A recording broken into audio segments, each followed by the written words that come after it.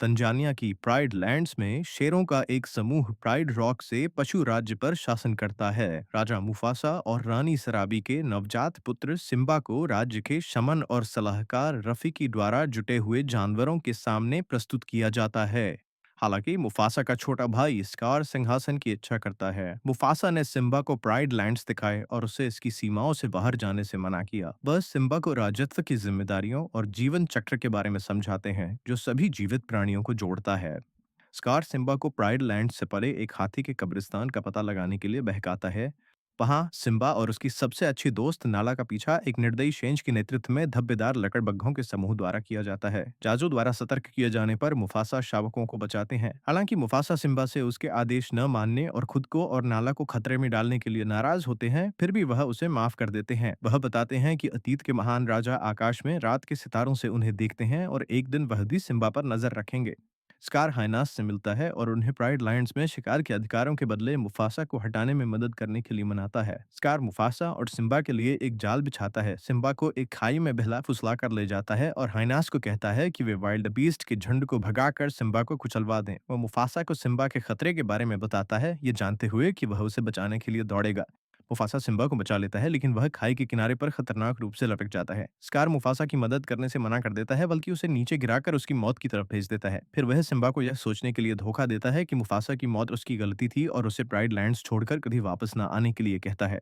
वह लकड़बग्घों को उसे मारने का आदेश देता है, लेकिन सिम्बा भाग निकलता है। उसके भागने से अनजान स्कार प्राइड को बताता है कि भगदड़ से मुफासा और सिम्बा की मृत्यु हो गई और वह समय पर उन्हें बचाने नहीं पहुंच सका। स्कार नए राजा के रूप में आगे आता है और लकड़बग्घों को प्राइड लैंड्स में रहने की अनुमति देता है।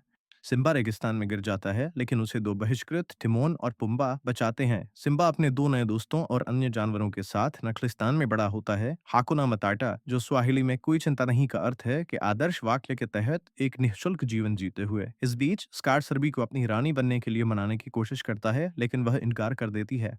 एक बड़े हो चुके सिम्बा ने भूखी शेरनी से टिमोन और पुम्बा को बचाया, जो नाला निकलती है। वह और सिम्बा फिर से मिलते हैं और प्यार में पड़ जाते हैं। नाला सिम्बा से वापस घर लौटने के लिए कहती है, उसे बताती है कि स्कार के शासन में प्राइड लैंड सूखा प्रभावित बंजर भूमि बन गई है। मुफासा की मौत का अभी भी दोषी महसूस करते हुए सिम्बा इनकार कर देता है और गुस्से में चला जाता है। वह रफीकी से मिलता है, जो उसे बताता है कि मुफासा की आत्मा सिम्बा में जीवित है। रात के आकाश में मुफासा की आत्मा सिम्बा से मिलने आती है, जो उसे बताती है कि उसे राजा के रूप में अपना उचित स्थान लेना चाहिए। यह महसूस करते हुए कि वह अपने अतीत से बहुत समय से भाग रहा था, सिम्बा प्राइड लैंड्स लौटने का निर्णय लेता है। अपने दोस्तों की मदद से सिम्बा प्राइड रॉक पर गिदड़ों को चकमा देता है और शराबी पर हमला कर रहे स्कार का सामना करता है। स्कार मुफासा की मौत में सिम्बा की तथाकथित भूमिका का मजाक उड़ाता है। फिर वह सिम्बा को बताता है कि उसने मुफासा को मार दिया था।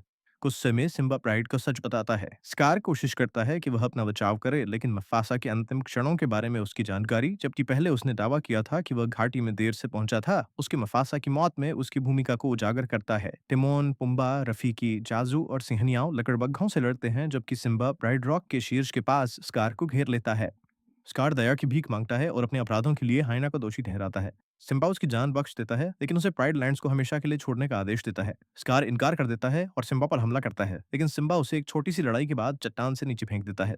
स्कार गिरने से बच जाता है, लेकिन हाइना द्वारा मार डाला जाता है, जिन्होंने उसे उनके साथ धोखा करते हुए सुन लिया था। इसके बाद सिम्बा राजगद्दी संभालता है और नाला को अपनी रानी बनाता है।